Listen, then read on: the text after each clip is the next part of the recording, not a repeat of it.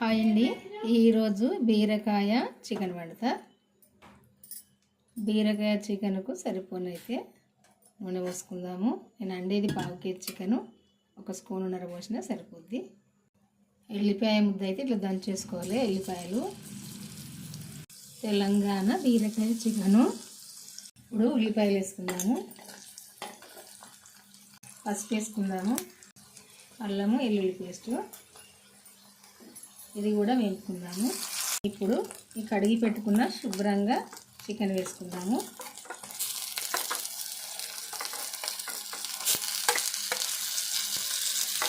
Chicken కలుపుకుందాము. ఇప్పుడు బీరకాయ ముక్కలు వేసుకోవాలి, సాల్ట్ వేసుకుందాము, అంతా కలుపుకోవాలి మంచిగా వేగదాకా. ఇప్పుడు కారం వేసుకుందాము, 1 చెంచా సరిపోద్ది. ఈ చెంచా పెద్దగా ఉంది.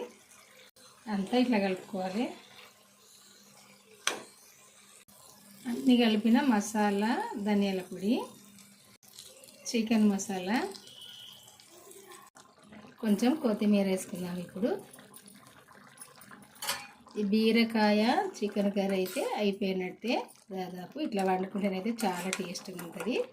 మీరైతే ఇంతవరకు వండుకొని వాళ్ళంటే ఒక్కసారి అయితే వండుకొని చూడండి, చాలా టేస్ట్గా ఉంటుంది. కొంచెం వాటర్ వేసిన మీకు చూపలేదు, చూపలేదు.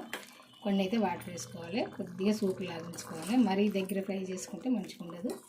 ఇది చల్లగా అయిందంటే ఇంత సూపు కూడా ఉండదు. 1 టీ గ్లాసుడు వాటర్ వేసిన అంతే. ఈ చికెన్ అయితే ఇట్లా వండుకుంటే చాలా టేస్ట్గా ఉంటుంది. తెలంగాణ బీరకాయ చికెన్ కర్రీ ఇట్లా వండుకోండి, టేస్ట్ అయితే తగ్గేదే లేదు, బ్రహ్మాండంగా ఉంటుంది. చూడండి, నచ్చితే మీరు కూడా ఒక్కసారి అయితే వండుకొని తిని చూడండి, ఎట్లుంటుంది అనేది మీకు తెలుస్తుంది. బాయ్ అండి, ఉంటానండి. మళ్ళీ వంటతో అయితే కలుద్దాము. ఈరోజైతే ఈ చికెన్ కర్రీ చూసారు కదా, ఇట్లా ఉంటుంది, చాలా టేస్ట్గానే అయితే ఉంటుంది.